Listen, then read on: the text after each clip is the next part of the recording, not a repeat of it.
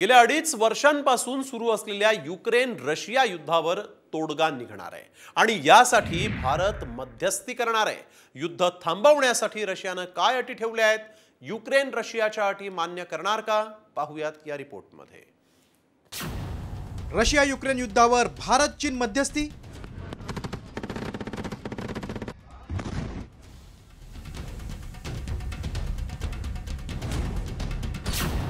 मोदींच्या दौऱ्यानंतर दोन्ही देश मवाळ।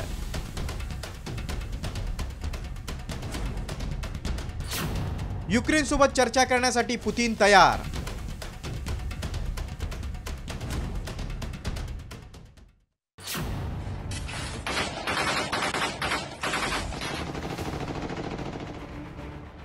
अडीच वर्षांपासून सुरू असलेलं रशिया युक्रेन युद्धावर आता तोडगा निघण्याची शक्यता आहे, कारण भारत चीन किंवा ब्राझील दोन्ही देशांदरम्यान मध्यस्थी करू शकतात। युद्ध थांबवून या दोन्ही देशांमध्ये शांतता नांदावी यासाठी मोदींनी प्रयत्न केले, दोन्ही देशांचे दौरे केले आणि युद्ध थांबवण्याबाबत दोन्ही राष्ट्राध्यक्षांशी चर्चा केली।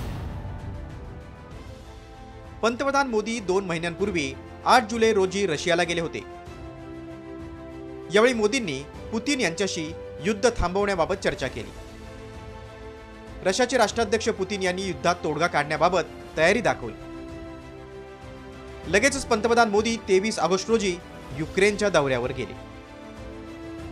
युक्रेनचे राष्ट्राध्यक्ष झेलेन्स्कींनी भारतात शांतता शिखर परिषद आयोजित करण्याची इच्छा व्यक्त केली।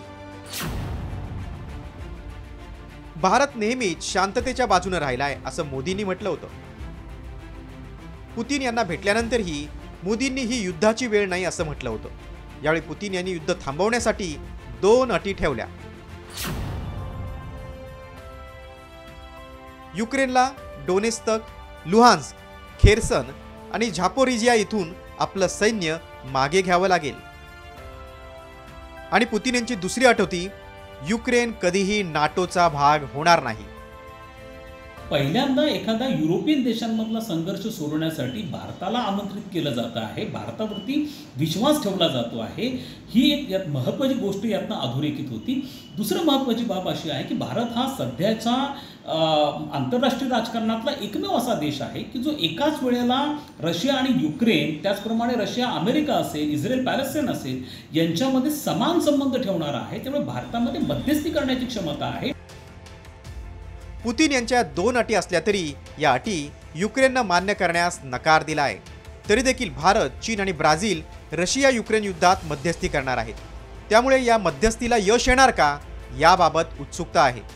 ब्युरो रिपोर्ट, साम टीव्ही।